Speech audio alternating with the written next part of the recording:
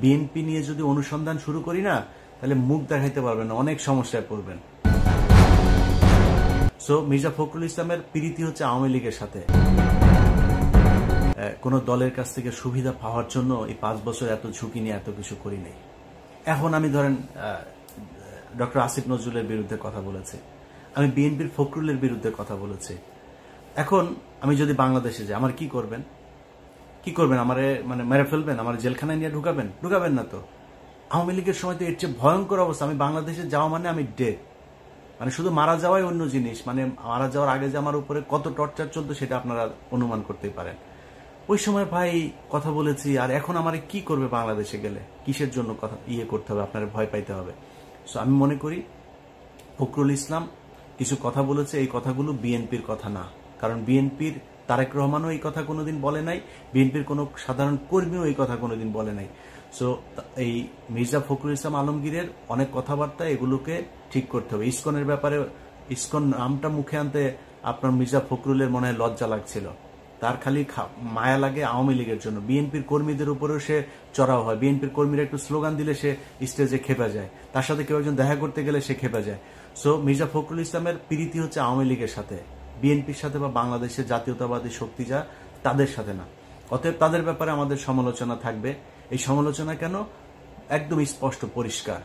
কেউ যদি প্রথম আলোকে বাঁচাইতে আসে, কেউ যদি ইসকনকে বাঁচাইতে আসে, কেউ যদি আওয়ামী লীগকে বাঁচাইতে আসে, সেটা করতে দেওয়া হবে না। অনেকে মনে করতে পারেন যে ভাই বিএনপির সমস্যা না হইলে আমার সমস্যা কি?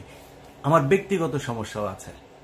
এই বাংলাদেশে যদি নাকি আওয়ামী লীগ আবার ফিরে আসে, তাহলে মির্জা ফখরুল ইসলামের আগে আমার বাড়িতে ভাঙচুর করতে যায়, আমার পরিবারের মানুষের উপরে নির্যাতন হবে, এটা আমার মাথায় আছে। সো আমার সমস্যাটা মির্জা ফখরুলের চাইতেও বড় সমস্যা। মির্জা ফখরুলের মতো এরকম নাম ধরে বিএনপির বলতে পারি যারা আওয়ামী লীগের কাছ থেকে এই সরকারের 15 বছর টানা টাকা নিয়েছে।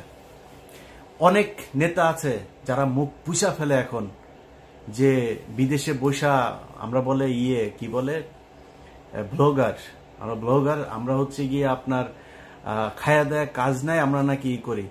তাদের ব্যবসাপাতি সবকিছু ঠিক ছিল, এইসব ব্যবসাপাতি কিছুই হয়নি। তাদের ব্যাংক ছিল, ব্যাংকও কিছু হয়নি। এত পুষা ফেলেন না ভাই। আপনাদের বিরুদ্ধে আমরা কথা বলি নাই, বলতেও চাইনি। আপনারা বিএনপি করতেন, এইটুকুই যথেষ্ট। বাংলাদেশে যে অবস্থা ছিল, আপনাদের ডেডিকেশন আছে। মির্জা ফখরুলও মনে করেন যে বিএনপি যে অন্তত করতো, এইটাও সমস্যা নেই। এইটুকুর প্রতি রেসপেক্ট তাদেরকে দেখাই, যে কারণে অনেক কিছু বলি না। বিএনপি নিয়ে যদি অনুসন্ধান শুরু করি না, তাহলে মুখ দেখাইতে পারবেন না, অনেক সমস্যায় পড়বেন। অতএব আমাদের ব্যাপারে কথাবার্তা বলতে গেলে না, একটু মুখে লাগাম টেনে তারপর কথা বলতে হবে। এই দেশে আপনাদের পাশে কোনো মিডিয়া ছিল না, আমরা ছিলাম। যাদেরকে এখন ব্লগার বলেন না, এই ব্যক্তিরা ছিল আপনাদের পাশে। খুব হিসাব করে কথা বলতে হবে। আমরা টাকা পয়সা নিলে না, বিএনপির কাছ থেকে না। এখানে এতদিনে 3-4টা মিলিয়ন ডলারের বাড়ি থাকতো। আওয়ামী লীগের সময়ে এইসব অফার আমাদের ছিল, আমরা সেগুলোতে যাইনি। অতএব আমাদের এত সহজে কিনা ফেলতেও চান না, বিক্রি করে দিতেও চান না। কথা বলতে গেলে খুব হিসাব করে কার বিরুদ্ধে বলছেন ওটা বলতে হবে ওইভাবে।